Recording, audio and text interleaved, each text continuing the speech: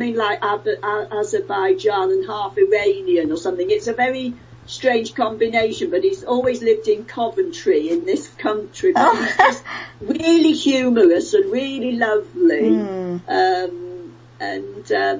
Really the whole ethos of the ship comes down from the captain. You can tell a happy crew.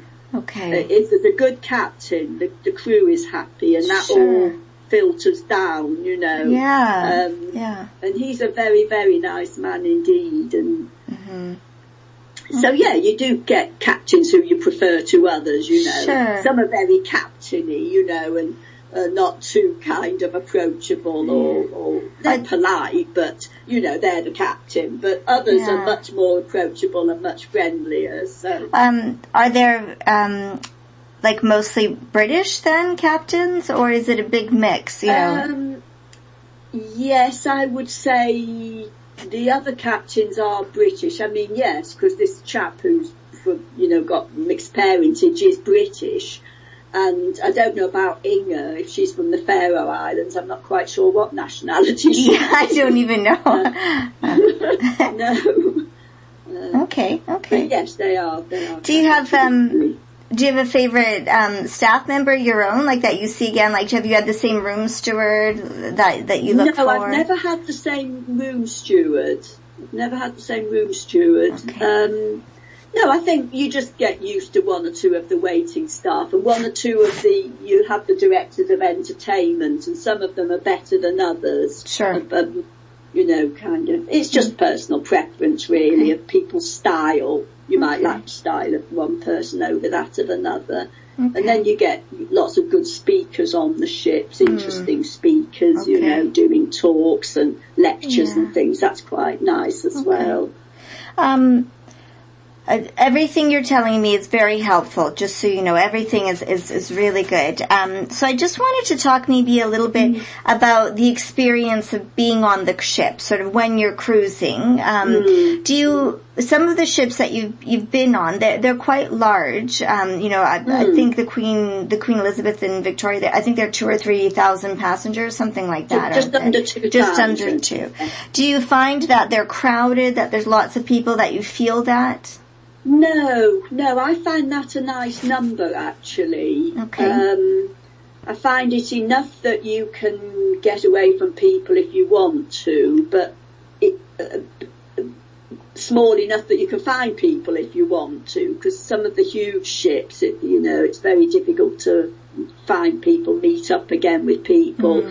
So there's a certain intimacy to the ship, and yet you can avoid people and go and sit in quiet places if you want. So I find that quite a nice mixture. The Queen Mary is bigger. There's probably about another 800 people on the Queen Mary, just sort of toward 3,000 on the Queen Mary. But no, that's the sort of size I like. I wouldn't want anything bigger than that. Okay. But you never feel like you have to wait in line a lot or it's really crowded? Not especially, no. I mean, probably the worst time on the ship is if you're in a port where you need to take tenders because the ship can't dock at the actual port side. So you're out at sea and then you've all got to tender in on the small.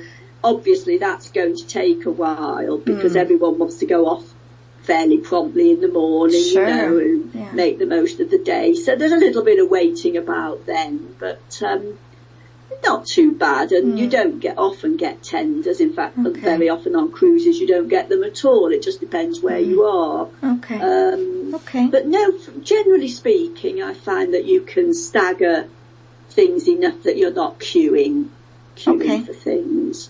Okay.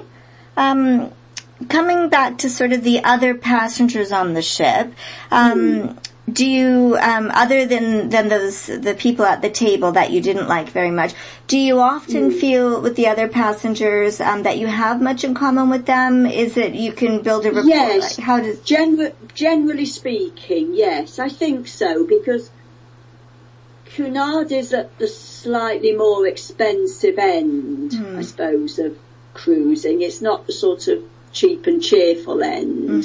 They don't have a lot of special deals, and crucially they don't have child fares. Right. Okay. So children up to about the age of 3, I think, go for nothing. But after about that age, I think you pay full fare for children, because Cunard isn't really geared up to children. It has a little kids zone, but nothing very much. And although I love children, I've got 10 grandchildren, I don't particularly want them marauding round a ship, monopolising everything and making a noise and whatnot. So from that point of view, I find that probably most people are sort of aged, similar lifestyle, similar sorts of views. I mean, you do get younger people, increasingly so. I think there are younger people taking up cruising, but probably not so much on Cunard. They're not kind of real fun ships. If you really want a fun time, you wouldn't go with Cunard. Sure, just because it's a bit more mature, a bit more traditional. And yes. Okay. Yeah. Okay. Do you ever feel, because it is sort of a little bit more, and this is going to be a really awkward question, but it's part of my research, so I'll ask it. But at some of the cruise lines, because they are a little bit more expensive and more luxurious, some of the passengers may tend to be wealthier than perhaps on other cruise lines. Yes. Does that come across? Do people sort of show their wealth at all? Is there any of that? It's not too bad. Obviously you get different grades, and really people who've got plenty of money are in what they call the Princess Grill or the Queen's Grill, or they're in the suites, and they eat separately anyway. They have separate sun decks, and there's a special lift that goes up to those decks that you can't access without a key, but it's very discreet. Okay. It's just that you have to get in particular lifts and have a key to.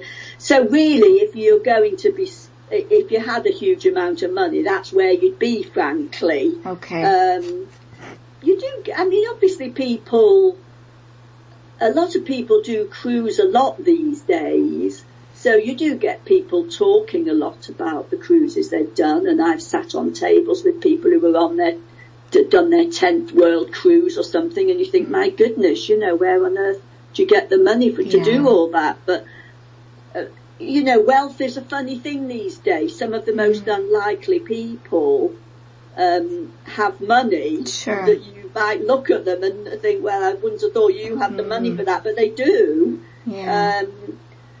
But I don't find that people are sort of particular. I don't think I've met a lot of people really who are, as I say, I feel if you really, really want to display your wealth to that degree, you'd be in the grills, and so you wouldn't be eating or really mixing so much anyway with the other people on the ship. So there isn't, so you haven't seen so much of sort of a competitiveness between, I've got this kind of car and I've got this kind of house or things like that? No, I wouldn't say so. No, I wouldn't say so. I mean, obviously you do meet people, and I mean, we did have a table at New Year once, which I thought was a little bit competitive, but you just decide you're going to opt out of it, really. You're not going to get into it. And there again, it was 6 people who were travelling together, 3 couples. And then my friend and I, so there again, that's always a bit of an imbalance, really. Yeah. And we don't want to be with 3 married couples who've gone away together and us. But the ship does its best to put people together who, interestingly, the ship says that it arranges seating according to the type of fare you have booked and how long ago you booked. Oh, okay. So their theory is they're rewarding people who've paid the most, because obviously fares do vary. So if you pay the full, what they call the full Cunard fare, you're supposed to get a few extra perks, like you do get the sitting you ask for, because there are 2 different sittings.